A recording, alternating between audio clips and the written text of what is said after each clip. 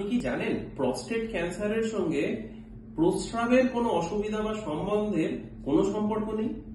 আপনার প্রস্রাবের রাস্তায় কোনো অসুবিধা ছাড়াও আপনার শরীরে প্রস্টেট ক্যান্সার হতে পারে, তাও একদম স্টেজ 4 অর্থাৎ লাস্ট স্টেজে পৌঁছে যেতে পারে, কিন্তু আপনি জানলেনই না আপনার শরীরে প্রস্টেট ক্যান্সার আছে কারণ আপনার কোনো অসুবিধা নেই।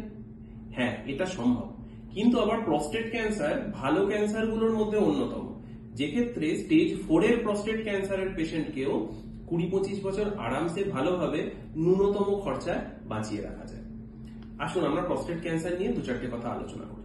দেখুন, প্রস্টেট গ্রন্থিটা কোথায় থাকে? প্রস্টেট গ্রন্থি থাকে আমাদের প্রস্রাবের থলি অর্থাৎ ইউরিনারি ব্লাডারের ঠিক নিচে, এবং এর মধ্যে দিয়েই আমাদের মূত্রনালীটি পাস করে। সেই জন্য প্রস্টেট গ্ল্যান্ডের মাঝখান দিয়ে আমাদের প্রস্রাবের নালীটি যায় বলে প্রস্টেট গ্ল্যান্ডের যে কোনো রকম সমস্যা পেচ্ছাপে নানা রকম সমস্যা তৈরি করতে পারে। কিন্তু প্রস্টেট ক্যান্সারে এটা হয় না। কেন হয় না? কারণ প্রস্টেট গ্ল্যান্ডে সাধারণত 2 রকমের রোগ দেখা যায়। 50 বছরের বেশি বয়স্ক পুরুষদের ক্ষেত্রে প্রস্টেট গ্ল্যান্ডটা ভেতর দিকে বাড়ে, যাকে বলা হয় BHP, benign hyperplasia of prostate, বা বিপিএইচ, বিনাইন প্রস্ট্যাটিক হাইপারপ্লাসিয়া। যখন এই জিনিসটা হয়, এটা কিন্তু ক্যান্সার নয়। প্রস্টেট গ্ল্যান্ডটা কিছুটা বাইরের দিকেও বাড়ে, কিন্তু বেশি ভেতরের দিকে বাড়ে এবং পেচ্ছাপের নালী অর্থাৎ প্রস্রাবের নালীটিকে আরো সরু করে দেয়। ফলে রোগীদের প্রস্রাবে নানা রকম সিমটম দেখা দেয়।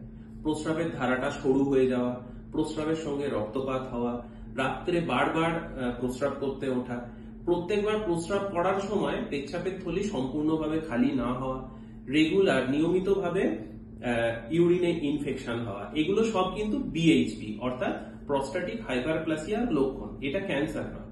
কিন্তু ক্যান্সার হয় প্রস্টেট গ্ল্যান্ডের বাইরের দিকে, অর্থাৎ যখন প্রস্টেট গ্রন্থিতে ক্যান্সার হয়, প্রস্টেট গ্ল্যান্ডটা বাইরের দিকে বড় হতে থাকে, ভেতরের দিকে বড় হয় না। যেহেতু ভেতরের দিকে বড় হয় না, সেই জন্য প্রস্রাবের নালীটি যেমনকার তেমন থাকে। সেই জন্য প্রস্রাবের কোনো সাইন অ্যান্ড সিমটম প্রস্টেট গ্ল্যান্ডের ক্যান্সারে হয় না। প্রস্টেট গ্ল্যান্ডের ক্যান্সার যেহেতু বাইরের দিকে হয়, এটা অন্যান্য অঙ্গগুলোকে চাপ দিয়েও বিরাট কিছু সিমটম তৈরি করে না। তা সিমটম কি তৈরি হয়? প্রস্টেট গ্রন্থির ক্যান্সার খুব তাড়াতাড়ি ভার্টিব্রাল ভেন্স এর মাধ্যমে শরীরের সমস্ত হাড়ে, কশে ঢুকায় অর্থাৎ ভার্টিব্রার মধ্যে, এবং লাংসে বা পেটের মধ্যে লিম্ফ গ্ল্যান্ডের মধ্যে ছড়িয়ে যাওয়ার প্রবণতা দেখায়। পেশেন্টের সাধারণভাবে দেখা যায় সারা শরীরে অসহ্য যন্ত্রণা হচ্ছিল, কোনো অর্থোপেডিক বা হাড়ের ডাক্তারবাবুকে দেখিয়েছেন, ওই ডাক্তারবাবু কিছু এক্স-রে করিয়েছেন, তাতে দেখা গেছে যে সারা শরীরের হাড়গুলোর মধ্যে ক্যান্সার ছড়িয়ে গেছে। অথবা মাথায় যন্ত্রণা হচ্ছিল, ব্রেনের সিটি স্ক্যান করেছেন, দেখা গেছে ব্রেনের সিটি স্ক্যানে ব্রেনের মধ্যে অজস্র মেটাস্টাসিস অর্থাৎ প্রস্টেট ক্যান্সার ছড়িয়ে পড়ার লক্ষণ দেখা গেছে। কিন্তু পেচ্ছাপ রিলেটেড অর্থাৎ প্রস্রাবে কিন্তু কোনো সমস্যা নেই। তো এই পরীক্ষাগুলো করতে গিয়ে ইনসিডেন্টালি প্রস্টেট ক্যান্সার ধরা পড়ে।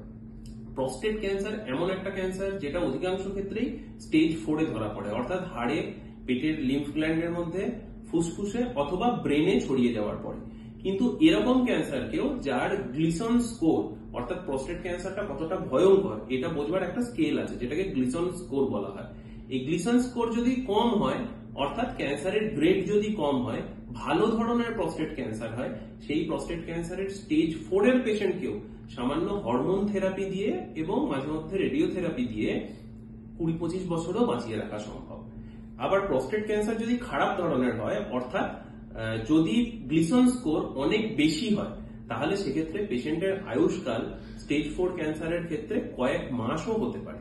সেই জন্য আপনার বা আপনার পরিবারের কারুর, আপনার পরিচিত কারুর, যদি আপনার পাড়ায় আপনার বন্ধু বান্ধব কারুর প্রস্টেট গ্ল্যান্ডে ক্যান্সারের কোনো সিমটম দেখা দেয়, কোনো লক্ষণ দেখা দেয়, যদি ভয় পান, যদি মনে করেন প্রস্টেট গ্রন্থিতে ক্যান্সার হতে পারে, এক্ষুনি আমার সঙ্গে যোগাযোগ করুন। আমি ডক্টর অর্ঘ্য বাসু, ক্যান্সার স্পেশালিস্ট, ক্যান্সার বিশেষজ্ঞ, আপনাদের সবার সেবায় সম্পূর্ণভাবে নিয়োজিত।